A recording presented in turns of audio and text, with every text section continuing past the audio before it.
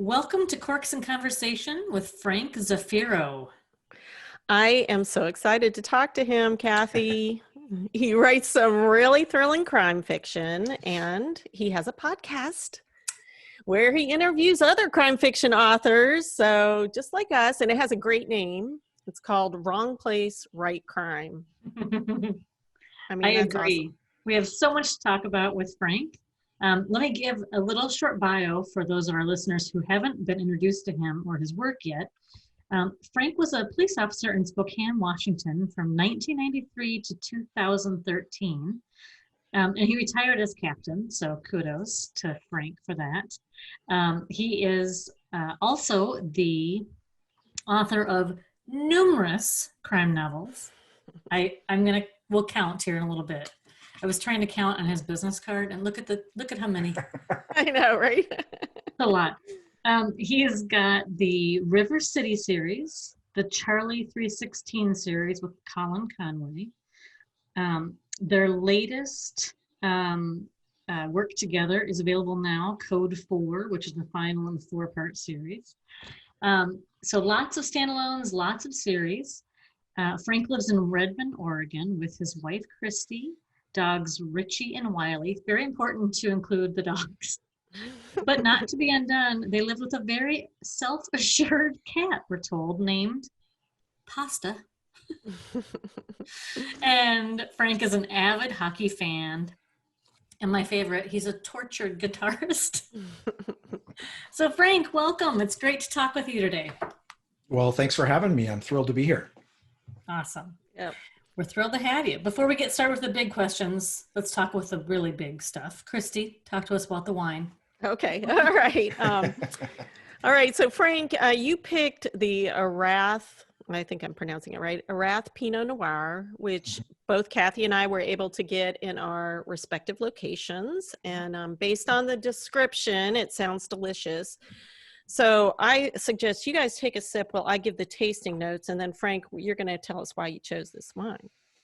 So take a sip. You should have layered aromas, including blackberry, currant, toasty pie crust, eucalyptus, and a waft of hearty meatiness.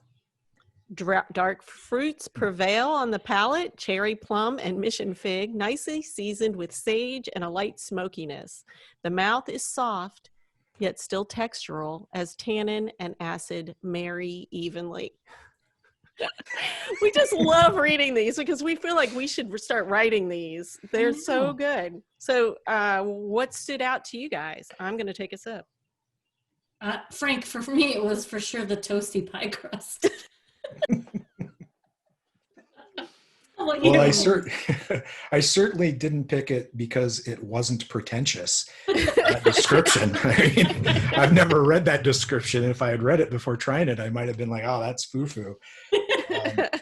I bought it, I think, because it was made in Oregon, and so we gave it a try. And it was one of the early adopters of the twist tops. Oh, yes. And, that's what we love. So I think we were going on a trip or something, and I didn't want to have to bring an opener and everything. Yeah. Mine's dressed for the holidays. Yeah, her decorated appropriately. And then I liked it. It's a light red. I like the Pinots generally anyway, and it just was light. It was something you could drink any time of year, and it didn't seem out of place. And you know how things are when you're married, you kind of fall into like something you both like, then it's one of the things you stick with it. And so this is well, it's good. I think you can thank Christy for it too. Yeah. She might have been the one that found it. I don't remember. Yeah, maybe she saw that food description and said, "Hey, this is for me." No, yeah, right. No, she like, is anything very with toasty pie crust, I'm in. Yeah. All right, so let's get started with some questions. I was led to believe there's going to be more wine on this show. What's going on? Yeah, you drink the whole time. No, we're just going to keep drinking. Okay. Yeah. All right. Except for when you're talking. So anyway, I count something like 30 novels that you've written or co-written, many while you were working full-time in law enforcement. And how do you find, so my question is, how do you find the time And do you write one novel at a time, or do you have several in the works at the same time? Well, I just did a quick count, and I think it's 33 right now. But Wow. there's a couple of them under my given name that aren't on my Zafiro website. So I'm counting those. And one of those is a kid's book, so a young adult book. So I don't know if that counts or not. Of course it counts. But it was tougher when I was working, because you just have so many different responsibilities to attend to. So I really had to carve out that time, and so there were a lot of things that I just didn't do that that other people did do. I didn't go to the lake and hang out all day, and that kind of stuff. But it's if it's something that you're driven to do, it's something that's important to you, whatever that is, then you make the time for it. You just do. And finding the balance is the tough part, right? Between the job and family and then your passion, whatever that is. And so I just kept at it, and I used the time that I could. And part of the time I worked shift work, and so there were periods of time where nobody else was awake and up anyway, and so that made it easier.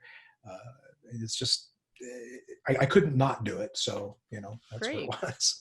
So you found the time. Yeah. Have you added the words up? No, not entirely. I did start a kind of a goal sheet back in 2017 where I wanted to keep track of how many books I published and what the word count was. And I set a goal of 1 million words in published novels. I didn't count short stories. And I think it's like at 1.2 million now. So I met that. And I still have another month, so who knows? Yeah, get going. What are you doing talking to us and drinking wine in the afternoon? Recovering. Yeah, right. I should point out it is the afternoon. It's like 2:00 where I'm at. So the nice part about being is where you are, right? Yeah, Christie's got that. I'm with you. It's a little earlier here, but not as early as it is for you. Well, as you mentioned, I retired, and one of the nice things about being retired is, day drinking doesn't have nearly the same stigma attached to it. No, so you interrupted him, Cathi. I want to know if he writes more than one novel at a time. Yes, it depends. It depends. When I'm collaborating with someone, sometimes depending on the nature of the collaboration, if it's not bam, bam, bam, bam, and going like this, and there's gaps where the work is with the other author, then sometimes I'll work on stuff then. But no, I tend to try to be serial about it, just because I like to slip into the skin of whatever that book is and have it feel the same all the way through. And if I'm jumping in and out of it or jumping from one to another, it's hard to necessarily maintain that continuity. Right. So I do tend to work on one at a time. I do work pretty fast though. I mean, and that helps a lot. Mm-hmm. Do you have a daily word count you try to get to, or a structure like that at all? Far too undisciplined for that, I guess. No, I really don't. I used to, because kind of harkening back to your first question, because sometimes I was able to write with what was essentially stolen time. I tended to write more in blocks. So I might not write for 5 days in a row, but then I might get a 4-hour block to write. And so I'll write like crazy for that period of time. And then it might be 3 days before I get back to it. And so that, because of that, I've kind of developed a little more of a loosey-goosey approach in that I don't have a word count goal. You're going to put your butt in the chair and you're going to write this much and you can't get up. I try to do as much as I can when I can and go from there. And it seems to work, Great. Yeah, I would agree. It seems to work. Okay. So I'm very interested in, you write police procedurals. You've lived that life as a cop. You must certainly still have friends on the force. What are your thoughts about the challenges law enforcement's facing right now? I mean, I think it's always an incredibly hard job. I a long time ago worked as a prosecutor and got the privilege of working with a lot of really outstanding cops. I mean, just wonderful, wonderful humans. And but I would say, given the current circumstances now, the difficulty of the job's got to be at the next level. I'm wondering what your thoughts are about that. And how you incorporate it in your work, maybe?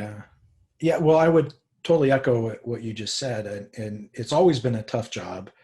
And, I came on in the early 90s and it was getting, exponentially harder then, because the skill set that we were asking officers to have to do the job well was such a broad skill set that required depth in each of those skills.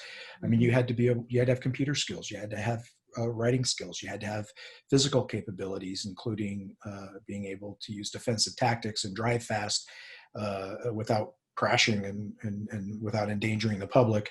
You had to be able to talk to people. One could be a 5-year-old girl, one could be a 95-year-old man, or a criminal, or somebody who just got smacked in the mouth. And I mean, it wasn't just one type of person. You had to be able to talk to all kinds of people. You had to use a gun responsibly and know when to be able to use that. And that's tough. And then, hearkening to your background a little bit, you had to not only know what the laws were, which is tough enough, as you can attest to, just learning what the laws are and what the difference between a Class C felony and a gross misdemeanor, and what you can do if you're facing one or the other in the situation that you're in, that you've had to properly decide you were in to begin with. But the law is constantly changing, with case law, with judges and juries decide that affects how we interpret the law. You got to keep up on that. And that was, by the way, one of my worst gigs was the annual updates. We'd draw the short straw who had to go talk to law enforcement and give them the updates, and they're like, no more changes. I mean, it's brutal. You're right, the skill set, amazing. And it's becoming more and more difficult as things go on. And then it's becoming a smaller and smaller subset of society who can do the job, who have the skills, or at least the potential to learn those skills or develop those skills. And so that hiring pool is getting smaller. And then within that hiring pool, there's fewer and fewer people who want to do the job, or who are drawn to do the job, or are called to do it. And some of that might be a result of, public scrutiny and public backlash and so forth. And some of it is, as you require more out of the police and you start to pay more for that profession, you still have to deal with the fact that skill set can get more money on the private market. If you have this skill set, you can make this much money, and you have to have this skill set if you want to do this job, which you can make half as much at without, with a tenth of the responsibility. And so some people are like, I'm going for the easier job that pays twice as much. And so it is definitely becoming hard. I do think it's important for us to remember, though, that the level of public scrutiny is altogether correct and should be there. I mean, the police serve the public. I mean, Robert Peel was very clear about that when he started professional policing, essentially back in the late 1800s. And so the fact that, the public wants to know what the police are doing, wants to have an eye on it, wants to understand it, wants to have transparency, wants to have a say in how policing occurs. I think that's altogether correct, and that's the kind of reform that I hope we get to. Right. That's very well said. We went to the Writers Police Academy. Cathi and I did. That was a lot of fun. We were exhausted, but those are great though. And police departments do a citizens academy that's how we came up with that, I'm sure. And the amount of understanding that comes out of those on the part of the citizenry and that they convey to the police officers that they interact with is fantastic. It's a great recipe for drawing the community closer to its department. Right. Because I don't think people understand half of what happens. They just, whatever the sound bite or And your other question was, does that work its way into my work? Do you think about, absolutely. And yes, there you go. It totally does. Especially in the last several years, I've definitely focused on it more. And in that series that Christie just showed, or I'm sorry, Christie, right? Yep. A couple of C's, Christie and Cathi. I know. I'm confused. Yeah, I know. not the first. That series definitely examines this phenomenon that Cathi brought up. Yeah, and that, I mean, it's you don't want to put it down for sure. It's good. Good. It's really good. And I think now that the fourth one's out, just buy the box set. That's what I would tell anybody because you know, I mean, I think that would be a great gift. I don't know. I mean, just putting a little plug in there right then because I was thinking about it, but I guess, It is a yeah. series that is probably best read in order and in its entirety to get to really enjoy as much as. But you as don't have to, because I started with the third one and I was able to tell. And then I was like going, oh, I want to go back and read the other ones because I bet that talks about this little thing they're alluding to. And that must have been that whole book. And then this one was, you know, there's some bad guys. They all have to stand alone, but definitely the box set would be, that's a great idea. I hope I can talk to the publisher into making it. Yeah, there you go. I think we just created that. They're going to have to do it now. Yeah, I'll tell. It's out there. It's on the internet. It's true. But people really love to read, you know, police procedurals too. I don't know why. I think after romance, I think mystery is the biggest category. That Yeah. people read. Everybody's a critic. My husband's solution is that dog door on my office. And now that's what she does. Well, Hey, that's good. She made an appearance. That's good. That's real life. That's probably telling us, go to the next question. yeah. Oh, here she comes back. That's the first time she's ever. She's got the next question. Yeah. Yes. I was so speaking of police procedurals and these great books. This isn't the new one, right? The new one just came out. That's the third one. Yeah. You have to write a lot of action scenes, or you get to write a lot of action scenes. And I would say they are darn good action scenes. Thank you. Yeah. What are your thoughts on writing those? Like how do you put a punch in them and speed them up or slow them down? What are your thoughts on that? You know, my co-author for that series, my friend Colin Conway and I, we talk about stuff like that a lot. And one of the things about a fight scene, but really any scene, is we tend to write it very, this is going to sound pretentious, but very cinematically. Like, we're seeing it as if it were on the big screen or on your TV at least. And so from there, then what do you see? And how is the person sitting on their couch experiencing that scene? And so from that, you're going to get the visuals of it. You're going to get the pacing of it. You're going to get the sounds of it. And then after that, you go back in and go, okay, now what are the characters feeling as this is occurring? You know, the pain, the smell, the thud, the reaction, the surprise, the fear, whatever it might be. And so then you insert that into it, and then you get kind of a, I don't know, this is kind of mixing metaphors, but a 365-degree of the senses sort of approach.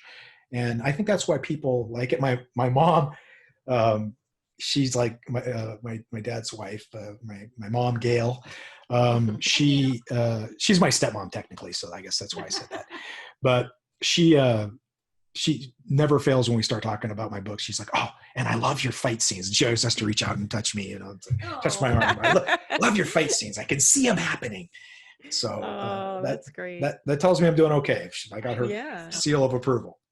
Yeah. I have no idea how many actual altercations you've been in, but I imagine it's a fair amount yourself over the course of your career as a law enforcement officer. But I felt like that really colored a lot of your action. Like you could tell you've scuffled with somebody firsthand. You know, in law enforcement, I will tell you that, in the movies and in books, much like the books you're talking about in our series, most of the fights in the fictional world are, like this, right? They're against each other, and you're both fighting to win, and you're both fighting to beat up the other person, essentially. The cop wants to beat up the bad guy so that he can then arrest him, and the bad guy wants to beat him up so he can then escape. A lot of the physical altercations you get in law enforcement, a good percentage of them are more about you as the officer trying to control the suspect, and the suspect trying to evade control and get away. And so they may direct force towards you, but it's not as constant as if you were in a straight up UFC fight where that's all Right. the other person is doing. And so the real big fights in my career that, that were, knock down, drag out fights that were a true test were when that wasn't the case, when it shifted to, all right, now it's, UFC time. It's not, I'm trying to get away. And if I have to kick you in the chest to get away, then I will. As I get to my feet and scramble away, then great. But, now I'm going to try to kick you in your face so that I can take your gun and shoot you in the head with it. That's a different kind of fight, right? Right. But in the fictional world, that's the kind of fight you usually show. Now, I mean, I would think I would think a tendency for those cases to be somebody who's under the influence of some sort of drugs or whatever. So that makes it probably doubly hard too, because at that point they're like, I'm not trying to get away. I'm just, going to fight.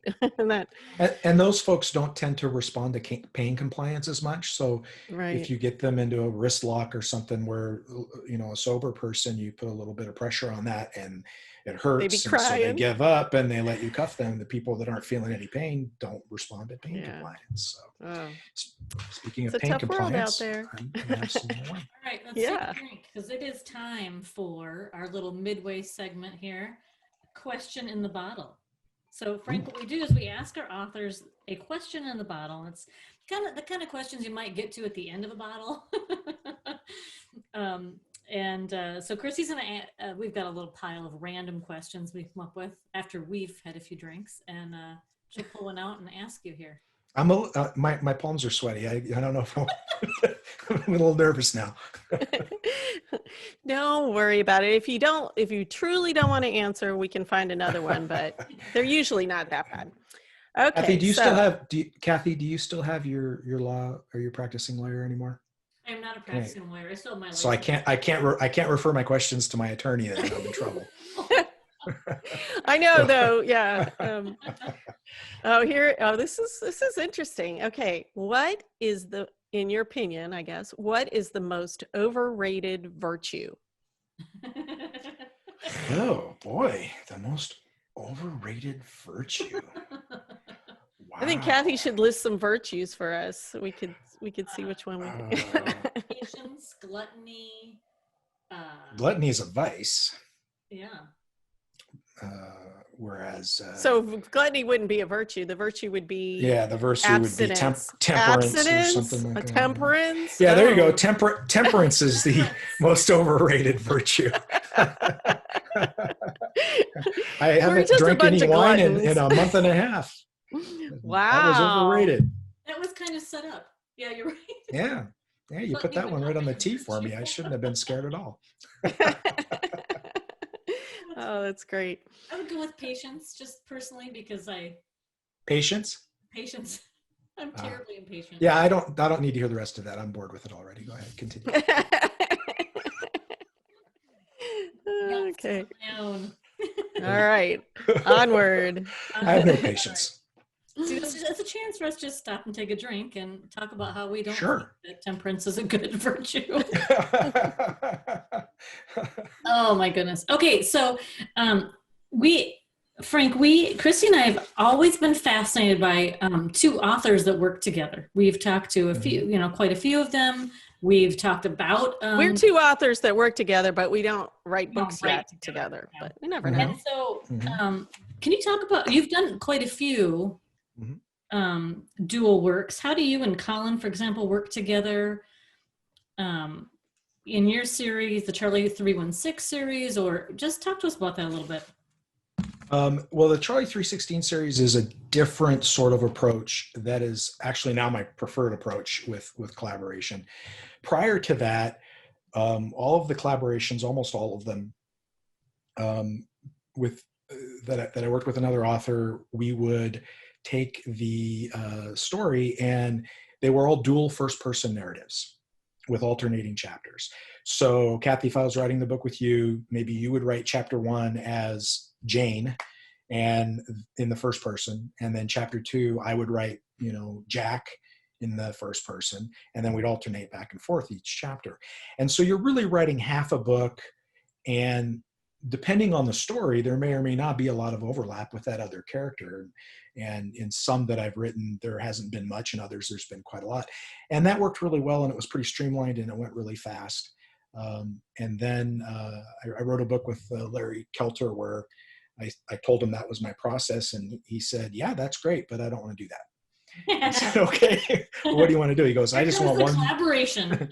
I just want one first person narrative, and that's it." And so I said, "All right, I think it's going to suck, but we'll do it." And so I didn't tell him that, but my fear was that it would be schizophrenic, right? Like Right. the guy would sound like two different people, because I'd write 2 chapters, he'd write 3 chapters, I'd write a No, I chapter, he'd can't write- imagine. That would be weird.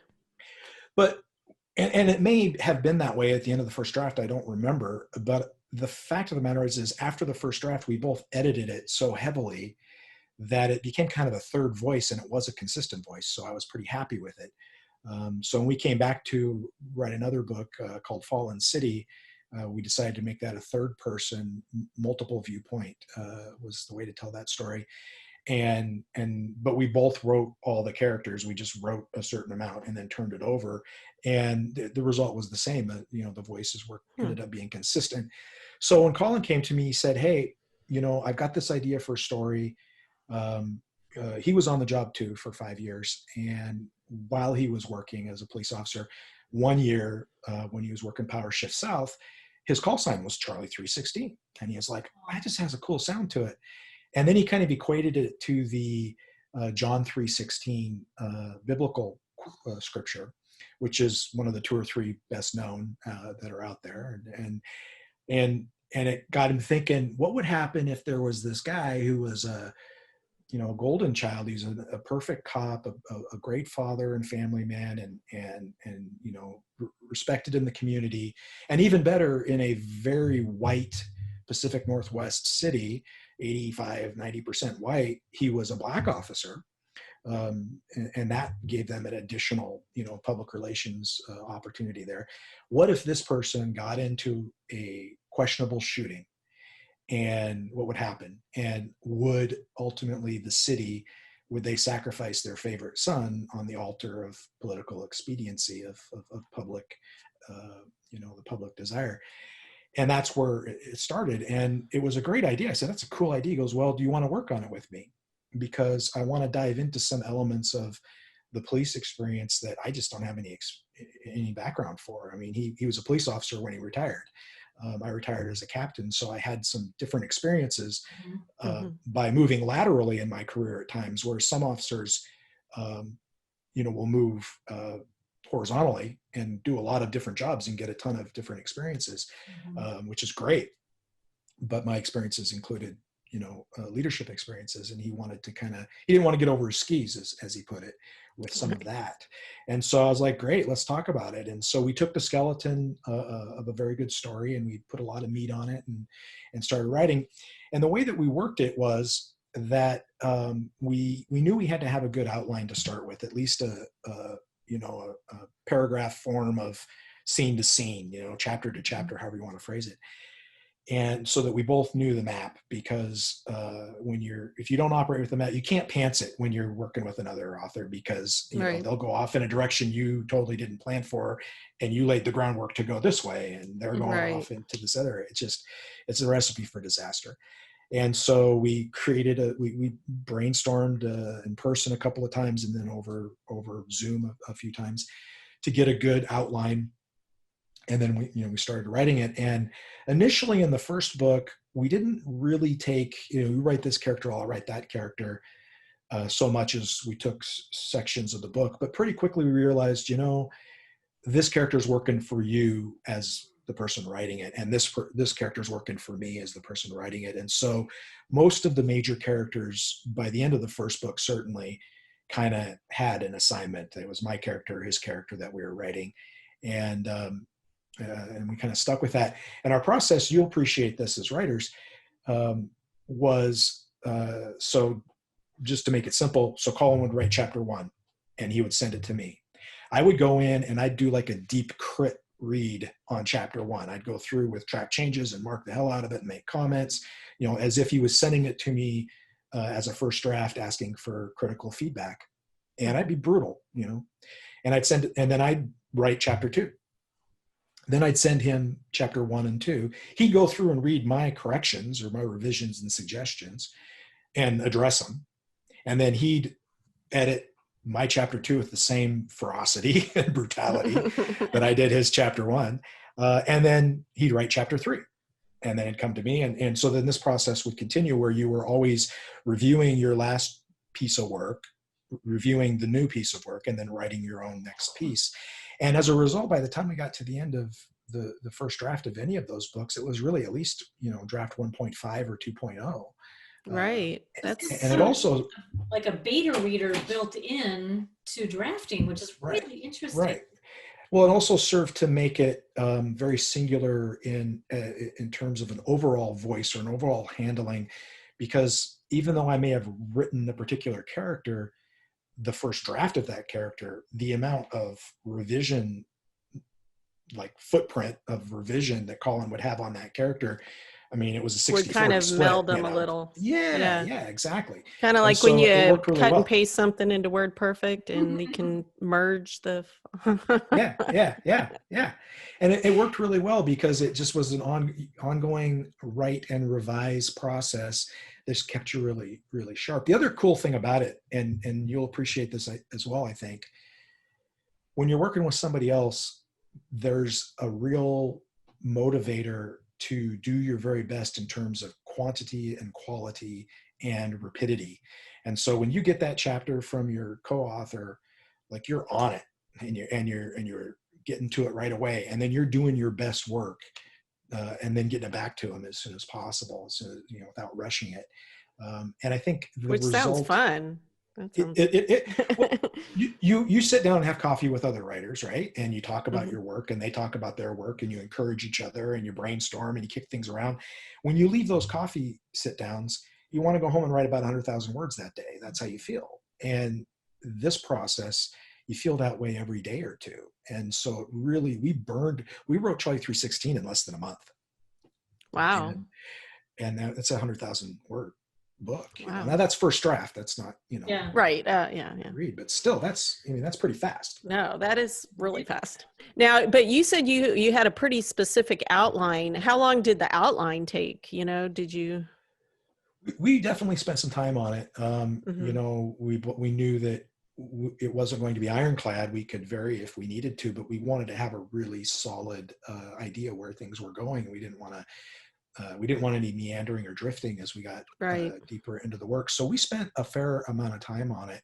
I can't remember exactly how long, but it wasn't, we met in person a couple of times, and then we spoke over the net a few times, and we did the same process. We'd send the outline back and forth with, track changes and then responses to the responses. Yeah, like what if we do this instead of this? And that's cool. Yeah, sometimes the track changes, the side there with the comments would be like so full that it has to truncate.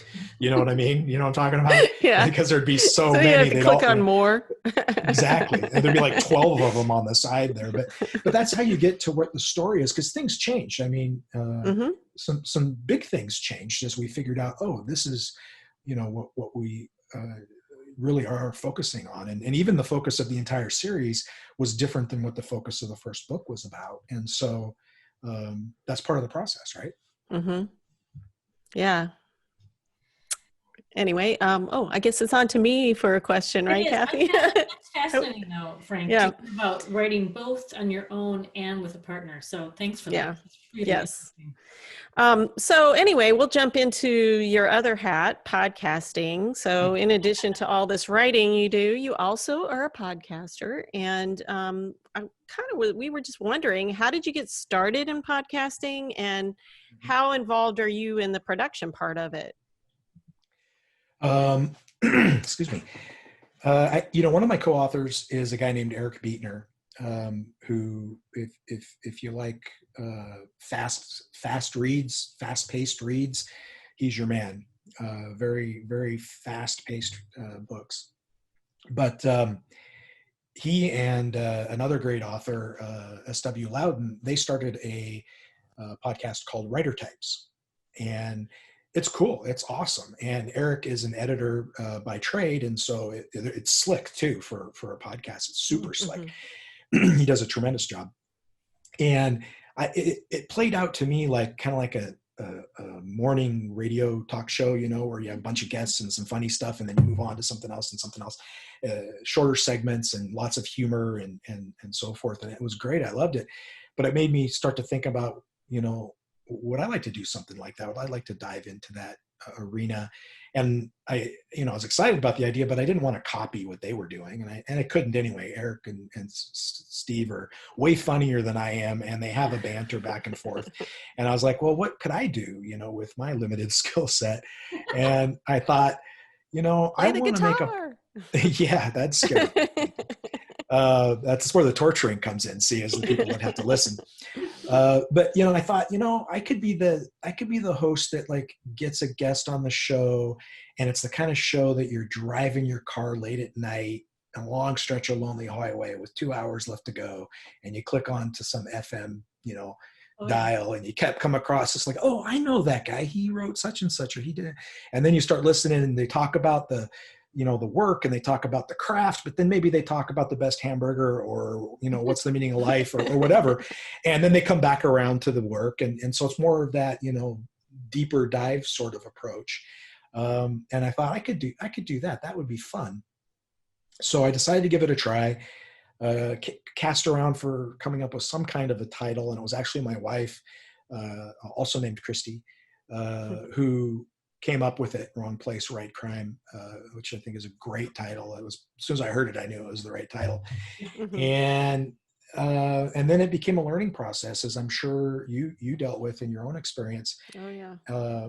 You know, what works, what doesn't work, and so forth. I do the audio editing, and it's a one-man show for sure. Wow. So I do all of that. After about a year, I was getting requests, and I wanted to talk to more writers, and I was like, I don't want to do an hour-long show every week. It's too much for me. I want to write too. And you know, I mean, I'd be doing podcasting full-time, and as much as I enjoy it, it was too much. And so I kept the monthly feature episode, but then I started adding in much shorter, like 10 to 12, 15-minute interviews called open and shut interviews on a weekly basis that were not the off weeks from the feature episode. So that allowed me to reach out and touch a lot more guests and have people on that I wanted to talk to and get to know them, but keep it short enough to be manageable from the editing standpoint. And it was also one of those shows where people could go, hey, I'm going to the grocery store. I'll pop this in and listen to it on the way. And then when I get back in the car, I listen to the rest of it on the way home. And, you know, it's 20 minutes or so. And so that's worked really well. So I'm coming up on January. I'll hit 100 episodes, and so it's been pretty fun. I've had some really great.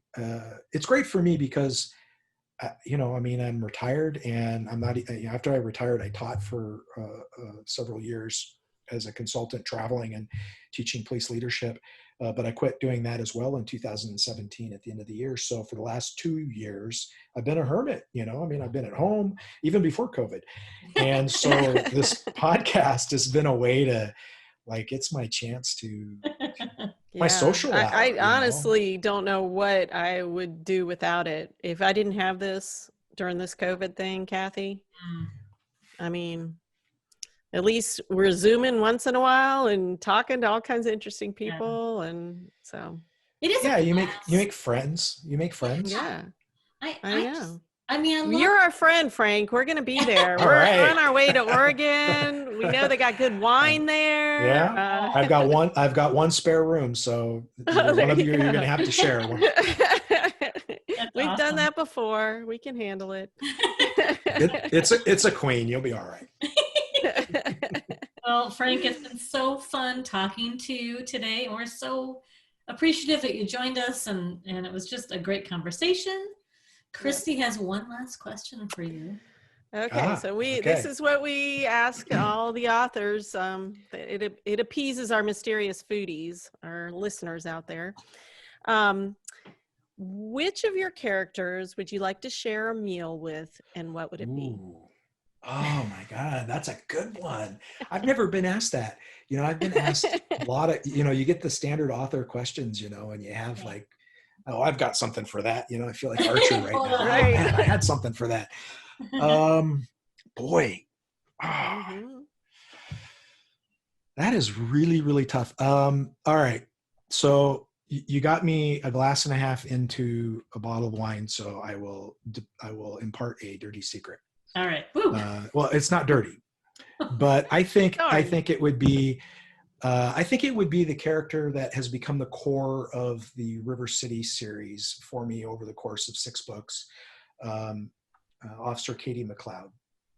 And the reason I think I would want to have a meal with her, and I think it would be a nice, quiet restaurant where people wouldn't bother us and people wouldn't recognize that she's on the job. And so we'd just be 2 people having a meal, a couple of pals chatting, you could get a steak or a salad or whatever you wanted there. So one of those kinds of places.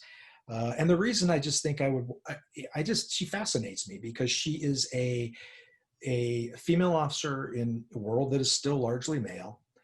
So she's beset with all of the doubts that any officer has. Plus she has the additional issue of overcoming the difference between being a male or female officer and what some of those suppositions might be and how people treat her, which is a metaphor for anybody who's different than the norm and has to deal with that. And she's at once vulnerable, but resilient. And I find that combination just fascinating. And it's why I think she's become the core of the series for me, because she doesn't shy away from the challenges and the fears and the difficulties, but she never quits either. She never gives up. She's that, that get knocked down 7 times, get up 8 mentality, but she feels the pain and she embraces it. And I just think it's an interesting character. That sounds great. I know I read that whole series completely just based on your answer. I know, that's exactly what I was thinking. I'm like, okay, River City, you've got to write this down because to our to be read list. Oh, my wife thinks I'm in love with her. So you should start saying she's based on you, honey. I don't know. That'd be a tough sell. Okay, so my wife's a teacher, so I don't even know how that would go. Well, trust me, being a teacher is hard work. You're policing There's a lot of parallels. There's a lot of parallels. So, Frank, if people, our listeners are going to want to reach out and they're going to want to buy some books, what's the best way for them to reach out to you? Website, social media, what are your thoughts?